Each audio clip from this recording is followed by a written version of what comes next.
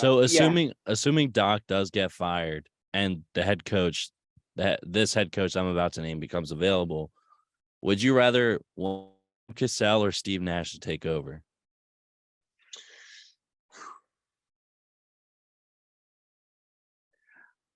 If it's if it's next offseason, Nash, but if it's during the season, let Cassell, as long as he doesn't have an issue, like as long as he's not like, well, I can't take Doc's job because Doc got me my starting head coaching. You know what I mean? Unless that's an issue. That's because I think the players really like Cassell, especially with Yeah. the guards. And even like so even in the off season, it might just Cassell just might be the answer. And I'm not saying he's necessarily better than Doc, but read and hear about from this team is that they love everything he does. He's been mooted for a head coaching job for a while. As a player, he was a really smart player. So I I'm not saying Doc's getting fired necessarily, Yeah, yeah. but No, I think it's an interesting what if those someone that is also being championed to be have a possible championship roster. He's also being championed as one of the first like coaches fired. So yeah, it's a weird it's a weird it's a situation. very weird dynamic, but unfortunately, he's put himself in this situation with too many collapses in the playoffs with us, with the Clippers, with so.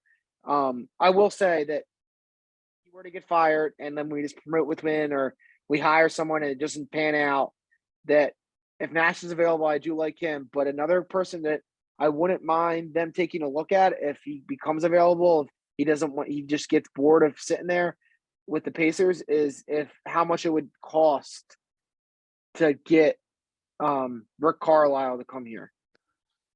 I don't know if that's a good match. I I'm They said the hesitant same about thing that and they fit. said the same thing in Dallas. That's true. That's And fair. he finally unlocked the keys to Dirk of what to get Dirk his title. Yeah. I'm just saying, like there were so many coaches that tried and came, like including Don Nelson, who's one of the like 5 winningest coaches in NBA history, and just he was more bad luck for injury, but all these other coaches came and people were like, well, Carlisle, what's he gonna do? He's a retread. And he was like, well, you're doing all this wrong, first of all. And you know what? Stop trying to make Dirk a defensive player and have someone to fucking protect him. And and then he unlocked Dirk's offensive game even more than it already was. And if you go back and look at that roster now, that is not a great roster. No, That was I still a can't bunch of believe it role sometimes. players, defensive player of the year, and Tyson Chandler, and uh,